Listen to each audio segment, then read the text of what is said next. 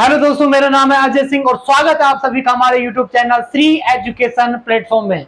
दोस्तों यहाँ पर हमारा जो चल रहा है वो चल रहा है बेटा 12th फिजिकल केमिस्ट्री का बेटा चैप्टर केमिकल काइनेटिक। ठीक है दोस्तों, रासायनिक बलगति की हमारे यहाँ पे क्या चल रहा है, चैप्टर चल रहा है। सबसे पहले हमने डिस्कस किया था रेट ऑफ रिएक्शंस के बारे में, एवरेज रेट ऑफ रिएक्शंस के बारे में, और उसके बाद हमने डिस्कस किया था कुछ फैक्टर्स होते हैं जो रेट ऑफ रिएक्शंस को क्या कर देते हैं, या तो इंक्रीज कर देते हैं या क्या कर देते हैं, डिक्रीज कर देते हैं। यानी अभिक्रिया की दर को प्रभावित करने वाले कारकों के बारे में हम क्या कर रहे हैं, डिस्कस कर रहे हैं। तो सबसे पहले हमने डिस्कस किया था बेटा कंसंट्रेशन यानी सांद्रता के बारे में। सांद्रता जो होती है बेटा, अगर सांद्रता क्या हो रही है, बढ़ रही है, घट रही है, तो उसका इफेक्ट किस पे पड़ता है, रेट ऑफ रिएक्शन पर क्या पड़ता है, इफेक्ट पड़ता है। क्लियर दोस्तों। उसके बाद हमने डिस्कस किया था बेटा order of reaction. Order of reaction किस पर डिपेंड करती है, कंसंट्रेशन पर क्या करती है, डिपेंड करती है। उसके बाद हमने पढ़ा था बेटा मॉलिक्यूलरिटी मतलब नंबर ऑफ मॉलिक्यूल्स। अगर किसी रिएक्शन में एक मॉलिक्यूल पार्टिसिपेट कर रहा है तो उसकी मॉलिक्यूलरिटी कितनी हो जाती है, यूनिमॉलिक्यूलर यानी एक हो जाती है। अगर किसी रिएक्शन में दो रिएक्टेंट पार्टिसिपेट कर रहे हैं तो उसकी जो क्या होती है, मॉलिक्यूलरिटी यानी अणु संख्या जो होती है वो कितनी होती है, 2।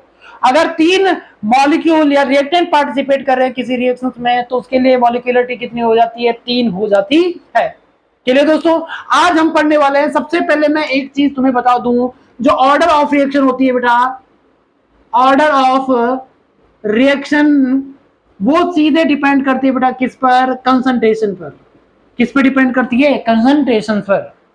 क्लियर दोस्तों।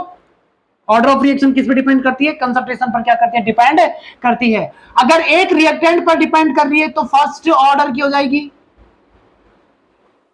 और अगर दो की यानी दो रिएक्टेंट की कंसंट्रेशन पर डिपेंड कर रही है तो कौन सी ऑर्डर की हो जाती है, सेकेंड ऑर्डर की हो जाती है। अगर 3 रिएक्टेंट पर डिपेंड कर रही है तो कौन सी हो जाती है बेटा, थर्ड ऑर्डर की क्या हो जाती है, रिएक्शन हो जाती है। और मान लो किसी भी रिएक्टेंट की कंसंट्रेशन पर रेट ऑफ रिएक्शन क्या नहीं कर रही है, डिपेंड नहीं कर रही है, तो वो कौन सी ऑर्डर की हो जाती है बेटा, जीरो ऑर्डर की। कौन सी ऑर्डर की, जीरो ऑर्डर की क्या हो जाती है, रिएक्शन हो जाती है। क्लियर दोस्तों। ये दोस्तों फिर अब सबसे पहले हम करेंगे बेटा आज unit of order of reaction. Order of reaction यानी जो रिएक्शन है उनकी यूनिट क्या होती है, उनकी यूनिट्स क्या होती है। जीरो ऑर्डर की क्या होती है, फर्स्ट ऑर्डर की क्या होती है, सेकंड ऑर्डर की रिएक्शन के लिए यूनिट यानी मात्रा क्या होता है। तो सबसे पहले मुझे एक चीज ध्यान रखनी होगी बेटा, आप सभी को ध्यान रखनी होगी कि जो क्या होती है बेटा, रेट होती है वो किस पे डिपेंड करती है बेटा, कंसंट्रेशन पर, और टाइम पर क्या करती है बेटा, डिपेंड करती है। और कंसंट्रेशन की जो यूनिट होती है बेटा वो क्या होती है बेटा, मोल लीटर इनवर्स, एंड टाइम मतलब सेकेंड इनवर्स। या इसी को और क्या लिख लेते हैं बेटा, इसको क्या लिख लेते हैं, मोल litre inverse and second inverse. Clear है। और एक और चीज, जो कंसंट्रेशन की जो यूनिट होती है बेटा, कंसंट्रेशन की यूनिट क्या होती है बेटा, मोल लीटर इनवर्स होती है। क्लियर दोस्तों। अब इसमें सबसे पहले ध्यान देने वाली बात यह है, सबसे पहले हम ऑर्डर यूनिट लिखेंगे बेटा जीरो ऑर्डर रिएक्शन के लिए। जीरो ऑर्डर के लिए यूनिट क्या होती है। क्लियर दोस्तों। जीरो ऑर्डर का मतलब है कि किसी भी रिएक्टेंट की क्वांटिटी पर या कंसंट्रेशन पर ये रिएक्शन क्या नहीं करती, डिपेंड नहीं करती है। तो सबसे पहले हमें पता है बेटा, क्या पता है, R इक्वल टू के एंड कंसंट्रेशन ऑफ R, यानी कंसंट्रेशन ऑफ R। ये इसी को लिख लू, R की R को क्या लिख लेते हैं बेटा, कंसंट्रेशन अपॉन में क्या होता है बेटा, टाइम, इक्वल टू के, और R की कंसंट्रेशन मतलब ये कहीं ना कहीं किसको डिनोट कर रही है बेटा, कंसंट्रेशन को क्या कर रहा है, डिनोट कर रहा है। कंसंट्रेशन को ले लेंगे बेटा नीचे की तरफ, तो ये क्या हो जाएगा, K equal to concentration upon में टाइम इंटू क्या हो जाएगा बेटा, कंसंट्रेशन। क्या हो जाएगा बेटा, कंसंट्रेशन। अब ध्यान देना, जीरो ऑर्डर के लिए इस कंसंट्रेशन की जो पावर है बेटा, इस कंसंट्रेशन की जो पावर है वो क्या हो जाती है, जीरो हो जाती है। जीरो का मतलब ये कितना हो जाता है, 1 हो जाता है। तो K इक्वल टू क्या बचा रहता है बेटा, कंसंट्रेशन अपॉन में टाइम इक्वल टू कंसंट्रेशन क्या है बेटा हमारे पास, mole litre inverse, and time हमारे पास क्या बेटा, सेकेंड। और ये आपकी क्या हो जाती है, K इक्वल टू आप बोल सकते हो कि जीरो ऑर्डर के लिए, जीरो ऑर्डर के लिए जो क्या होती है बेटा, यूनिट्स होती है वो क्या हो जाती है बेटा, मोल litre inverse and second inverse, second inverse. तो जीरो ऑर्डर के लिए रेट यानी यूनिट्स क्या हो जाती है बेटा, K equal to mole litre inverse and second inverse. Clear है दोस्तों? अब सेकेंड हम करेंगे बेटा फर्स्ट ऑर्डर के लिए।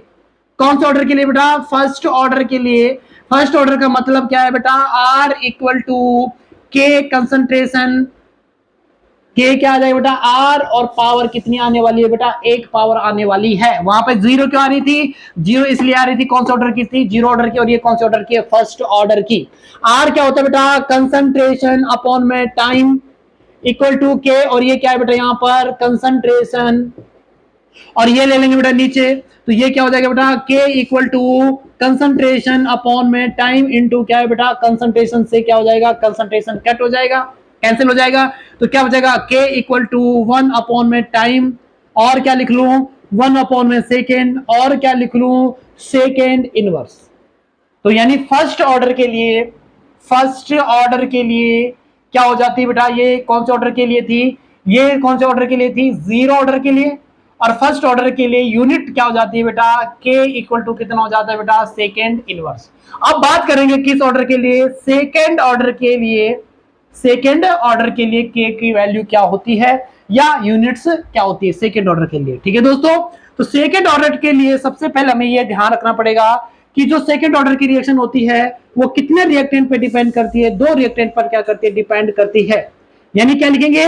आर इक्वल टू के, और कंसंट्रेशन ऑफ आर और पावर में कितनी आ जाएगी? दो। तो इसे क्या लिख सकते हैं बेटा? इस वाले को लिख सकते हैं आर की जगह क्या लिख लें बेटा? कंसंट्रेशन अपॉन में टाइम इक्वल टू के, और यहां पर कंसंट्रेशन की पावर कितनी आ जाएगी बेटा? दो। ये क्या लिख लेंगे? कंसंट्रेशन अपॉन टाइम इनटू में क्या आ जाएगा बेटा? कंसंट्रेशन, और ये पावर कितनी है? दो, इक्वल टू क्या है बेटा? के बराबर। एक कंसंट्रेशन से एक कंसंट्रेशन हट जाएगा, और क्या लिखेंगे बेटा? के इक्वल टू 1 अपॉन में टाइम इनटू में क्या है बेटा? कंसंट्रेशन। दोनों की वैल्यू क्या होती है? टाइम की यूनिट क्या होती है? सेकेंड, और कंसंट्रेशन की यूनिट क्या होती है बेटा? मोल लीटर इनवर्स। ये ऊपर चले जाएंगे तो के इक्वल टू क्या आ जाएगा बेटा? के इक्वल टू क्या लिख लें बेटा इसको? सेकेंड, यानी ऐसे लिख लें mole inverse litre and second inverse. यानी किस ऑर्डर के लिए? सेकेंड ऑर्डर के लिए क्या हो जाता है बेटा? Mole inverse litre and second inverse. ये हो जाती है बेटा यूनिट्स ऑफ किसके लिए? First order, second order and third order के लिए। और आप घर पे करना बेटा थर्ड ऑर्डर के लिए रेट ऑफ रिएक्शन क्या होगी? थर्ड ऑर्डर के लिए रेट ऑफ रिएक्शन क्या होगी?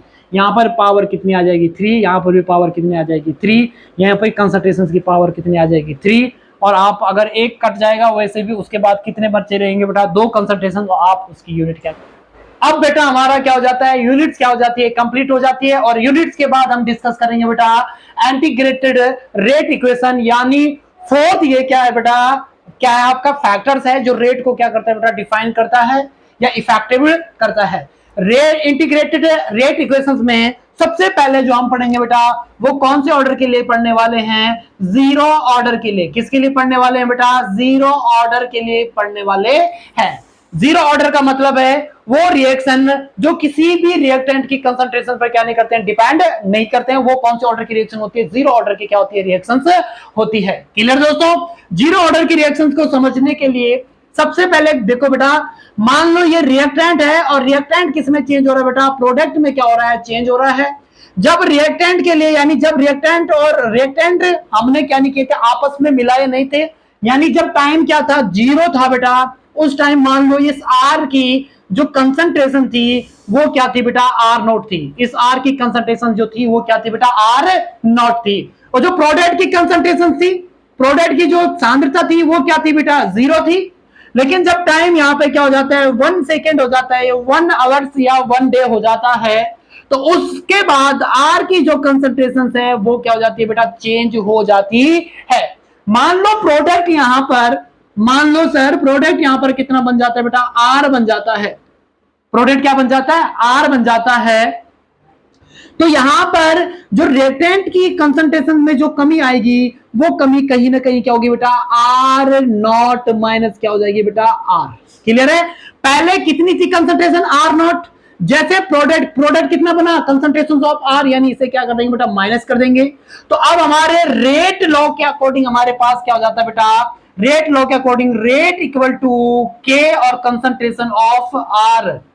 और एक और हमारे पास अवकलित वेग समीकरण डिफरेंशिएशन रेट जो होती है हमारे पास वो होती है बेटा R equal to minus reactant की बात कर रहे हैं D concentration upon concentration of R divide by क्या हो जाता है बेटा डी टी।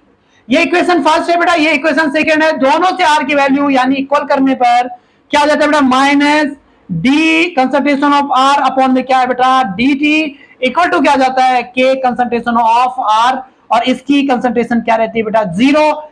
इसकी कंसंट्रेशन क्या रहती है बेटा आर की जो कंसंट्रेशन रहती है वो क्या रहती है जीरो, यानी पावर क्या रहती है जीरो। तो क्या हो जाएगा बेटा minus D concentration of R divide by क्या हो जाता है बेटा डी टी इक्वल टू क्या आ जाता है बेटा के। और इसकी जगह कितना आ जाता है बेटा वन, क्योंकि पावर जीरो होने का मतलब है इसकी पूरा जो वैल्यू होता है वो कितना होता है वन। इसको ऐसे लिखें या ऐसे लिख लें। तो लास्ट इक्वेशन हमारे पास क्या बनी है बेटा minus D concentration upon R की कंसंट्रेशन, आर की कंसंट्रेशन और डिवाइड बाय क्या है बेटा डी टी इक्वल टू क्या जाता है बेटा के। इस डी टी को इक्वल टू के इस तरफ ले जाने पर क्रॉस मल्टीप्लिकेशन से हमारे पास क्या जाएगा बेटा minus D concentration of R equal to क्या जाता है बेटा के डी टी। इधर भी माइनस से मल्टीप्लाई करने पर, यहां भी माइनस से मल्टीप्लाई यानी गुणा करने पर क्या जाता है बेटा ये तो प्लस में हो जाता है D concentration of R equal to minus K D T. और ये इक्वेशन नंबर आपकी कौन सी होगी बेटा थर्ड।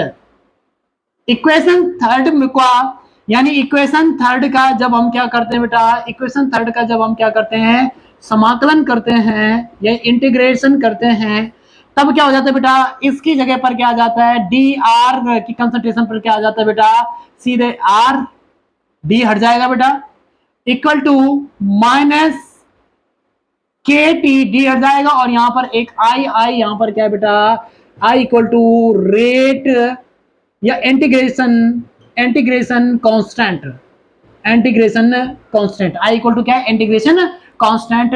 ये इक्वेशंस कौन सी हो जाती है बेटा फोर्थ इक्वेशन।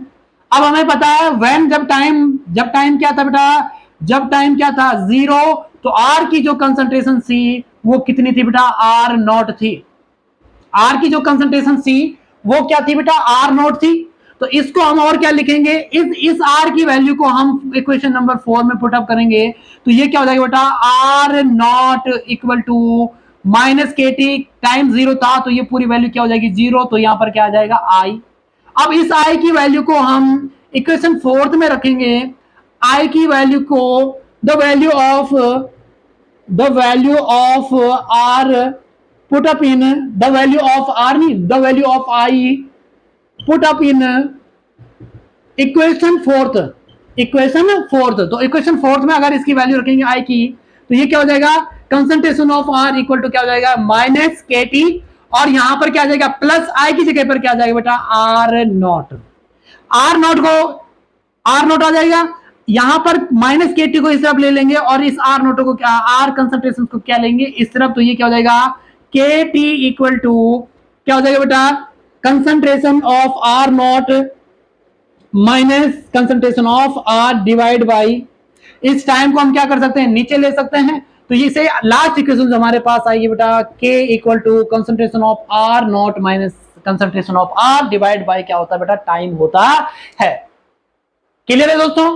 अब इसमें एक ग्राफ बना लेते हैं बेटा। ग्राफ जो बनेगा जीरो ऑर्डर रिएक्शन के लिए जो ग्राफ बनता है बेटा वो ग्राफ बनता है बेटा किस किस के बीच में कंसंट्रेशन एंड टाइम के बीच में।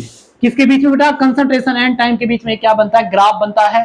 जब टाइम जीरो था बेटा उस टाइम आर की जो वैल्यू थी वो कितनी थी बेटा आर नॉट थी और जैसे जैसे रिएक्शन हुई वैसे वैसे आर नॉट की वैल्यू क्या होती गई कम होती गई यानी स्लोप कौन सा आ जाता है नेगेटिव वाला आ जाता है। क्लियर दोस्तों। ये ग्राफ भी बहुत बार पूछा गया है। और अब इसमें एक और चीज याद रखना कि कौन कौन सी ऐसी रिएक्शंस हैं बेटा जो जीरो ऑर्डर रिएक्शन होती है। तो वो रिएक्शन कौन कौन सी है एक बार डिस्कस कर लेते हैं। जैसे अमोनिया का डिकम्पोजिशन होना, अमोनिया का क्या होना बेटा डिकम्पोजिशन होना और किसी प्रेजेंस में मेटल की प्रेजेंस में। तो मेटल की प्रेजेंस में जो भी रिएक्शन होती है वो भी कौन से ऑर्डर की है जीरो ऑर्डर की। और अमोनिया का डिकम्पोजिशन होना भी कौन सी रिएक्शन है जीरो ऑर्डर की रिएक्शन। मेटल की प्रेजेंस में या उत्प्रेरक की प्रेजेंस में, उत्प्रेरक मतलब कैटलिस्ट की प्रेजेंस में या एंजाइम की प्रेजेंस में, जितनी भी रिएक्शंस होती है उत्प्रेरक एंड एंजाइम या कैटलिस्ट या एंजाइम की प्रेजेंस में जितनी भी रिएक्शंस होती है वो जीरो ऑर्डर की क्या होती है बेटा, रिएक्शंस होती है। थर्ड पॉइंट है कि जो HI का कंपोजिशन होता है, डिकम्पोजिशन होता है और किसकी प्रेजेंस में होता है, गोल्ड की प्रेजेंस में होता है बेटा, ये भी कौन से ऑर्डर की रिएक्शन होती है, जीरो ऑर्डर की क्या होती है बेटा, रिएक्शंस होती है। और यहां से बहुत बार क्वेश्चन पूछा गया है बेटा। ठीक है दोस्तों, और इसी के साथ हमारा जीरो ऑर्डर की रिएक्शन क्या हो जाती है, कंप्लीट हो जाती है बेटा। अगर आपको ये वीडियो अच्छी लगी तो लाइक शेयर एंड सब्सक्राइब जरूर करना।